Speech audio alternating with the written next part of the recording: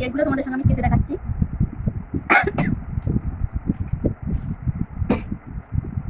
দেখো কত সফট।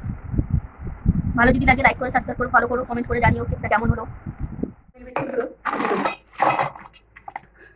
মেসেঞ্জারে গুঁড়ো করে নিয়ে আসবো।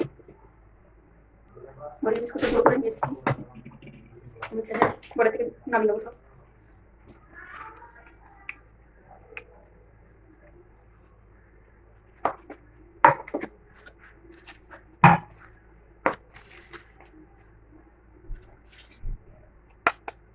এটার মধ্যে একটা ডিম দিয়ে দেবো,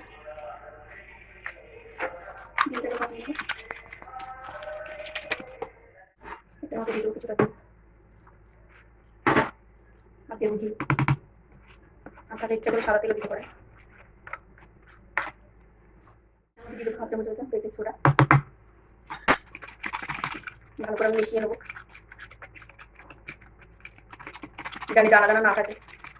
এটা মিষ্টি দিতে হবে না, কেন বিস্কুটগুলো এমনিতে মিষ্টি, তার মধ্যে আমি ক্রিমটাকে ওটার সঙ্গে দিয়ে দিচ্ছি, যার জন্য আর কিছু দিতে হবে না। এই প্লেটটার মধ্যে কাপগুলো নিয়ে নেবো, আমি কাপের মধ্যে ঢেলে দেবো।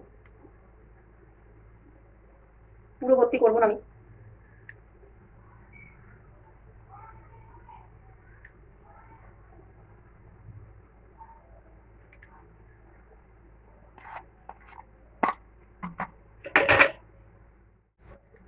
আমি এখানে কিশমিশ দিচ্ছি, কিন্তু আমার মেয়ে বলছে টুটি মুটি দিতে, কিন্তু আমি টুটি মুটিটা নেই হাতের সামনে দিতে পারলাম না, তাহলে টুটি মুটি দিতাম। এরকম করে কিশমিশ দিয়ে সাজিয়ে দেবে। দেখতেও আমরা কড়ার মধ্যে আগে নুন দিয়ে গরম বসিয়ে রেখেছিলাম, তাই স্ট্যান্ড দিয়ে দিয়েছি, তারপরে কেকগুলো বসিয়ে দিয়েছি, দিয়ে দেবো ঢাকা। আমরা এবার ঢাকনাটা খুলে নেবো, একটা কাঠির সাহায্যে আমি দেখে নেবো এটা হয়ে গেছে। গ্যাসটা লিভিয়ে দেবো। এবার কেকটাকে আমরা খুলবো, ঠান্ডা হয়ে গেছে। এই যে কেকগুলো কেমন হলো, কঞ্চি কঞ্চি, দেখেছেন কেকগুলো কত সফট হয়েছে, সব কেক উঠে যাচ্ছে, কোনো খাটনি করতে হলো না।